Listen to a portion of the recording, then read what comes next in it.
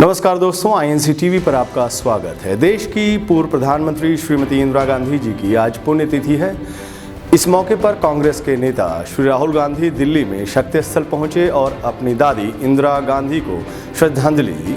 पूर्व प्रधानमंत्री श्रीमती इंदिरा गांधी जी को श्रद्धांजलि देने के बाद श्री राहुल गांधी ने ट्वीट कर कहा, मेरी दादी अंतिम घड़ी तक निडरता से देश सेवा में लगी रहीं।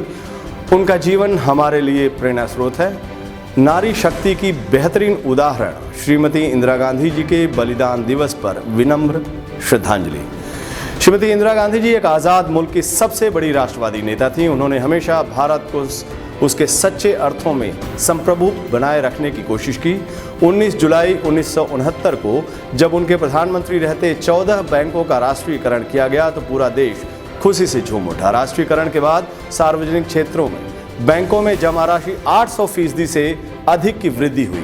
बैंक शाखाएं 8200 से 62,000 तक अधिक हो गई। इनमें से ज़्यादातर शाखाएं ग्रामीण इलाकों में खोली गई। 1971 में श्रीमती गांधी की सरकार ने कोयला, इस्पात, तांबा, रिफाइनरी, कपास, कपड़ा और बीमा क्षेत्र का राष्ट्रीयकरण किया। राष्ट्रीयकरण नीति के पीछे व्यक्त की गई प्रमुख चिंता संगठित श्रमिकों के रोजगार और हितों की रक्षा की थी।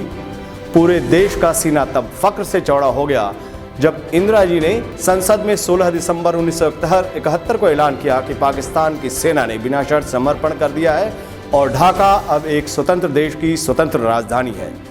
लंदन से प्रकाशित द इकोनॉमिस्ट ने उन्हें एम्प्रेस ऑफ इंडिया तो विपक्षी नेताओं ने श्रीमती गांधी को दुर्गा कहा। उनकी पुण्यतिथि पर उन्हें श्रद्धांजलि देते हुए हमें इस राष्ट्रवादी नेता की देश के प्रति प्रतिबद्धता को याद करना चाहिए। उन्होंने बैंकों का राष्ट्रीयकरण करके उसे गांव-गांव तक पहुंचाया।